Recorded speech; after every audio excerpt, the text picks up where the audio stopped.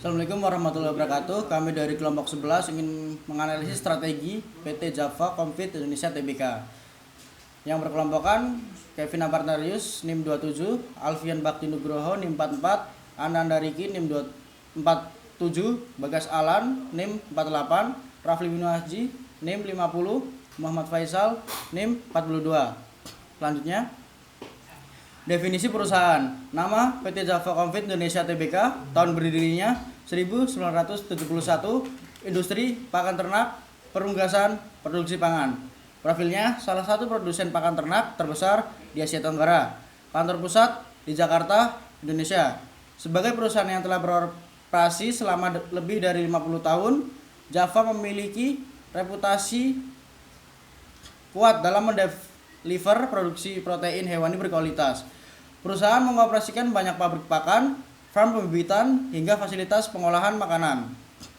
Selanjutnya, visi misinya menjadi perusahaan agribisnis terkemuka yang menyediakan makanan protein berkualitas. Misinya 1. Menyediakan produk berkualitas tinggi. 2. Mengutamakan efisiensi produksi. 3. Menjaga keberlanjutan rantai pasok. 4. Memperluas pasar domestik dan internasional melalui inovasi dan peningkatan kualitas. Selanjutnya analisis eksternal makro, key internal factor, weight rating, weight score, opportunity. 1. Pertumbuhan permintaan daging di Indonesia plus 24% pada 2025. Weight-nya 0,10, rating 5, weight score 0,5. 2. Rendahnya konsumsi per kapita sehingga adanya potensi pertumbuhan 8,3 kilo per kapita. Weight 0,08, rating 4, weight score 0,32. 3. Pertumbuhan konsumsi protein dan perubahan gaya hidup 10 tahun plus 3,2%. Weight 0,09, rating 5, weight score 0,45. Keempat, permintaan global untuk produk hilir atau ekspor. Ekspansi internasional, weight 0,08, rating 4, weight score 0,32. 5. Pertumbuhan industri animal feed Indonesia 90%, weight 0,06, rating 3, weight score 0,18. 6. Dukungan pemerintah terhadap ketahanan pangan dan peternakan, weight 0,07, rating 4, weight score 0,28. Terakhir, kemajuan teknologi peternakan, IoT, otomasi, smart farming, weight 0,07, rating 4, weight score 0,28. Selanjutnya analisis eksternal makro, trade. 1. Ketergantungan bahan baku impor, ancaman nyata jika nilai rupiah melemah 0,84, 0,32. 2. Potensi kekurangan pasokan 0,08, rating 4, weight score 0,32. 3. Kompetisi tinggi dalam industri 0,06, rating 3, weight score 0,18.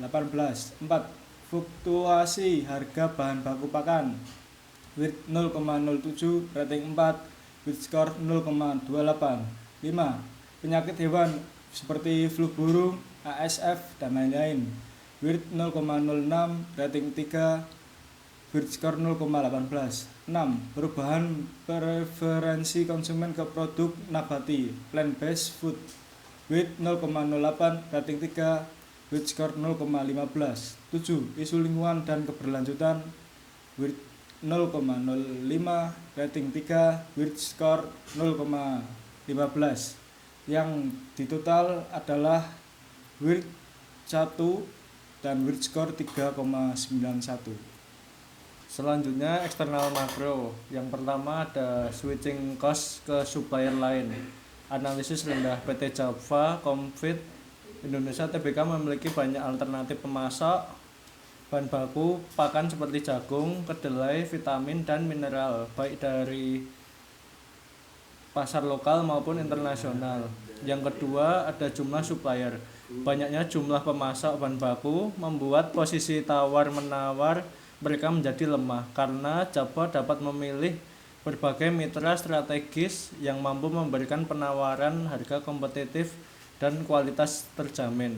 Yang ketiga, ada konsentrasi atau katerorganisasi supplier. Sebagian besar pemasok bahan pakan tidak terorganisasi dalam kelompok besar yang memiliki kemampuan mengontrol harga pasar. Penyebabnya yaitu yang pertama ada bahan baku. Pakan merupakan komoditas global yang tersedia luas di pasar internasional sehingga Java tidak tergantung pada suatu pemasok saja dan dapat dengan mudah memilih pemasok yang menawarkan kualitas dan harga terbaik. Yang kedua, penyebabnya industri bahan baku pakan ternak memiliki banyak pelaku usaha, baik produsen skala besar maupun kecil, sehingga supplier bahan baku relatif stabil dan mudah diakses oleh perusahaan sebesar Java. Penyebab yang terakhir yaitu para pemasok beroperasi secara independen dan bersaing satu sama lain, sehingga tidak memiliki kekuatan kolektif untuk menentukan syarat kerjasama dengan perusahaan besar.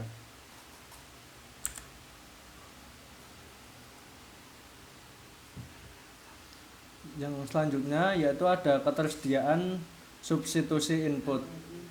Bahan baku utama seperti jagung, kedelai, dan premix pakan termasuk komoditas umum yang dapat digantikan dengan produk serupa dari pemasok lain tanpa mengurangi kualitas pakan yang dihasilkan. Yang kedua ada tingkat diferensi input. Sebagian besar bahan baku pakan ternak tidak memiliki diferensi yang signifikan antar pemasok. Karena sifatnya komoditas, pemasok tidak memiliki kekuatan tambahan untuk menetapkan harga atau syarat pemasok yang lebih ketat. Yang ketiga, konsentrasi atau keterorganisasi supplier. Java menjamin kerjasama jangka panjang dengan beberapa pemasok strategis untuk menjaga kualitas kesinambungan supplier serta kestabilan harga. Namun perusahaan tetap menjaga diversifikasi sumber pemasok agar fleksibel. Penyebab yang pertama yaitu ada ketersediaan substitusi bahan baku sangat luas, baik dari produsen lokal maupun impor, sehingga Java tidak bergantung pada satu jenis pemasok atau sumber tertentu. Penyebab yang kedua yaitu ada input yang digunakan berupa bahan standar seperti jagung, soybean meal, dan vitamin mix yang banyak tersedia di pasar dan memiliki spesifikasi serupa antar pemasok. Penyebab yang terakhir yaitu ada hubungan yang terjalin baik memberikan keuntungan bagi kedua pihak. Tetapi Java tetap meminimalkan ketergantungan berlebih agar dapat menjaga kestabilan produksi meski terjadi gejolak harga atau pasokan. Selanjutnya, analisis internal. Key internal factor. Strength. Yang pertama, perusahaan terintegrasi secara vertikal, hulu ke hilir. Weight 0,08, rating 4, weight score 0,32. Yang kedua, jaringan distribusi dan produksi sangat luas, 0,07, rating 4, weight score 0,28. Ketiga, brand image yang kuat di industri perunggasan, weight 0,08, rating 4, weight score 0,32. Nomor 4, portofolio bisnis diversifikasi, weight 0,07, rating 3, weight score 0,28. Nomor 5, pengalaman operasi lebih dari 50 tahun, weight 0,06, rating 3, weight score 0,18. Nomor 6, penggunaan teknologi produksi modern, weight 0,07, rating 4, weight score 0,28. Nomor 7, akses ke bahan baku lebih stabil, weight 0,08, rating 4, weight score 0,32. Yang ke-8, skala ekonomi besar, weight 0,05, rating 3, weight score 0,15. Selanjutnya weakness. Yang pertama, ketergantungan tinggi pada bahan baku impor, weight 0,06, rating 3, weight score 0,18. Kedua, margin laba rentan terhadap fluktuasi harga ayam. WAKE 0,05, rating 3, WAKE score 0,15. Ketiga, biaya operasional tinggi. WAKE 0,08, rating 4, WAKE score 0,32. Keempat, ketergantungan pasar domestik. WAKE 0,05, rating 3, WAKE score 0,15. Kelima, rentan terhadap penyakit hewan. WAKE 0,05, rating 3, WAKE score 0,15. Keenam, tingkat hutan yang cukup tinggi. WAKE 0,07, rating 4, WAKE score 0,28.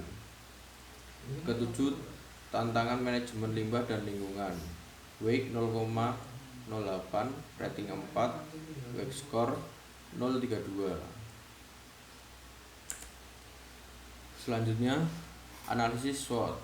Kategori, kekuatan atau strength.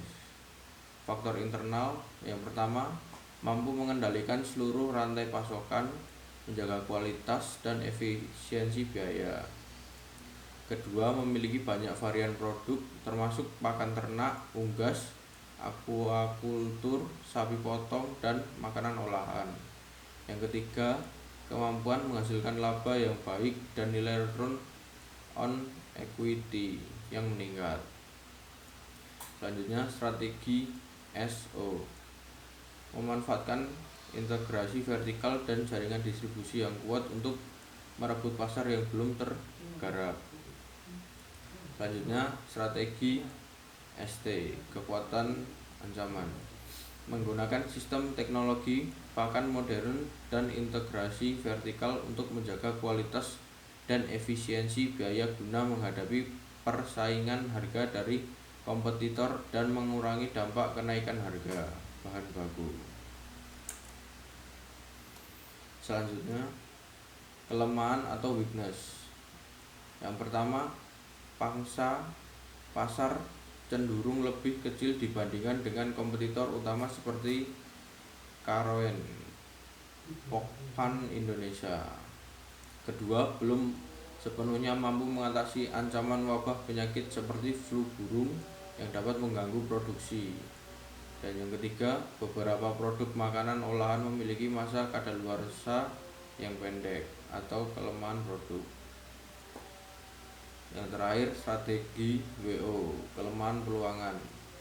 Mengatasi kelemahan pangsa pasar yang relatif rendah dengan memanfaatkan peluang pasar yang masih terbuka lebar melalui produk yang terdiversifikasi.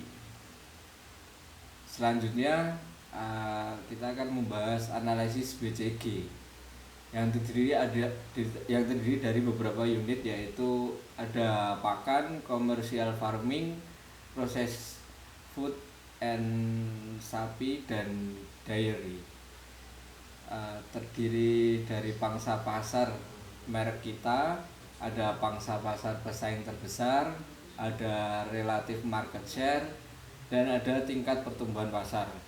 Kalau dari pakan sendiri, pangsa pasar merek kitanya ada 21%. Untuk pangsa pasar pesaing terbesarnya ada 32%. Selanjutnya ada relative market share-nya 0,656, dan ada tingkat pertumbuhan pasarnya sekitar 5%. Selanjutnya ada commercial farming-nya, dari pangsa pasar merek kitanya ada 25%. Untuk pangsa pasar pesaing terbesarnya ada 32%. Terus relative market share-nya ada 0,78%, dan ada tingkat pertumbuhan pasarnya sekitar 3%. Selanjutnya ada proses food-nya, dari pangsa pasar merek kita ada 10%. Selanjutnya pangsa pasar pesaing terbesarnya 25%, relative market share-nya 0,40, dan ada tingkat pertumbuhan pasarnya sekitar 8%. Selanjutnya ada sapi dan dairy. Pangsa pasar merek kitanya 5%, pangsa pasar pesaing terbesarnya 50%, relative market share-nya 0,3, dan tingkat pertumbuhan pasarnya sekitar 2%. Selanjutnya kita akan membahas alternatif strategi.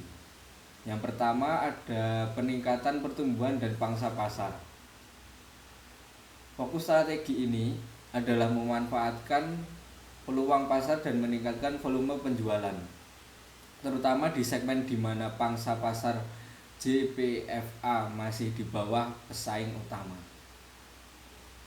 Di sini saya akan membacakan tabel dari strategi utama. Strategi utama terdiri dari akselerasi produk hilir dan branding, ekspansi geografis dan ekspor agresif, dan penetrasi kemitraan retail modern. Dari ketiga itu ada deskripsi tindakan dan sasaran. Kalau dari akselerasi produk hilir dan branding, deskripsi tindakannya mengalihkan fokus investasi dan pemasaran secara signifikan ke produk makanan olahan dengan nilai tambah tinggi, misalnya So Good atau So Nice, dan segmen non unggasnya misalnya Greenfield. Kalau dari sasarannya, mengurangi volatilitas pendapatan dari segmen hulu atau komoditas dan meningkatkan margin laba kotor melalui produk branded yang memiliki pricing power lebih baik. Selanjutnya, kalau dari ekspansi geografis dan ekspor agresif, deskripsi tindakannya menargetkan peningkatan pangsa pasar ekspor untuk produk tertentu, misalnya aquaculture seperti ikan atau daging, ke pasar regional Asia Tenggara, Timur Tengah, dan Afrika. Untuk sasarannya sendiri mengurangi ketergantungan pada pasar domestik yang sangat kompetitif dan menyerap kelebihan kapasitas produksi untuk skala ekonomi. Selanjutnya ada penetrasi kemitraan retail modern. Untuk deskripsi tindakannya memperkuat kerjasama dan jaringan distribusi dengan rantai retail modern, restoran, dan layanan makanan seperti food service untuk memastikan ketersediaan produk hilir dan memperpendek rantai pasokan ke konsumen akhir. Untuk sasarannya meningkatkan penjualan bisnis konsumen dan memperkuat brand recognition di masyarakat perkotaan. Kita selanjutnya di alternatif strategi yang kedua, yaitu ada pengurangan resiko dan diversifikasi. Strategi ini berfokus pada mitigasi ancaman eksternal dan kelemahan internal, terutama yang berkaitan dengan volatilitas harga komoditas dan resiko penyakit. Di sini di tabel ada strategi utamanya, ada 3, yaitu penguatan segmen non unggas, lalu kontrak jangka panjang bahan baku, dan penerapan biosecurity kelas dunia.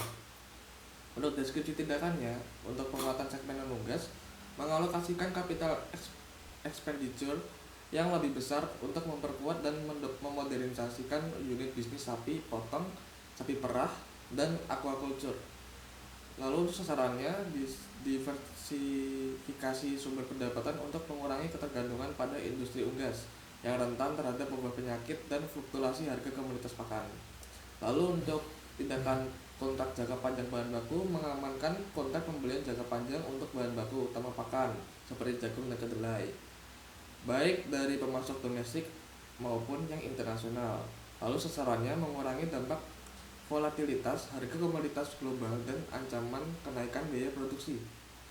Lalu yang ketiga, untuk tindakan penerapan biosecurity kelas dunia, investasi besar-besaran dalam teknologi dan prosedur biosecurity di semua fasilitas peternakan dan pembibitan untuk meminimalkan risiko wabah penyakit ternak. Sasarannya mengatasi kelemahan internal berupa kerentanan terhadap penyakit dan melindungi kelangsungan produksi hulu. Lalu untuk alternatif strategi yang ketiga ada efisiensi biaya dan keunggulan kompetitif. Strategi ini berfokus pada peningkatan efisiensi operasional untuk menjaga keunggulan biaya dan bersaing di tengah tekanan harga komoditas. Yang di tabel strategi utamanya ada 3 juga, optimalisasi integrasi vertikal. Yang pertama, yang kedua implementasi industri 4.0 dan otomasi serta pengembangan SDM dan inovasi pakan. Untuk deskripsi tindakannya, yang optimalisasi integrasi vertikal, yaitu melakukan audit operasional menyeluruh di setiap lini bisnis untuk mengidentifikasi dan menghilangkan bottleneck atau inefisiensi biaya yang tidak perlu di seluruh rantai pasok dari hulu ke hilir. Lalu untuk sasarannya, memperkuat keunggulan biaya perusahaan untuk bersaing dengan harga yang lebih rendah di segmen pakan dan komoditas DOC. Lalu untuk yang deskripsi tindakan, yang untuk implementasi industri 4.0 otomasi, menerapkan teknologi pintar dan otomasi pada proses produksi pakan, pembibitan, dan peternakan untuk meningkatkan akurasi, mengurangi limbah, dan menurunkan kebutuhan tenaga kerja langsung. Untuk sasarannya, meningkatkan efisiensi produksi dan mengurangi error, yang pada akhirnya menurunkan cost of goods sold dan meningkatkan kualitas produk. Lalu untuk yang pengembangan SDM dan inovasi pakan, mengembangkan tim R&D Research and Development khusus untuk menciptakan formula pakan yang lebih efisien atau menggunakan alternatif bahan baku lokal untuk mengurangi ketergantungan pada impor. Lalu sasarannya mengatasi ancaman kenaikan harga bahan baku impor dan menciptakan keunggulan teknologi dalam formulasi pakan. Untuk matriks prioritas strategi untuk efektivitas JPFA dapat menggabungkan strategi yang paling relevan.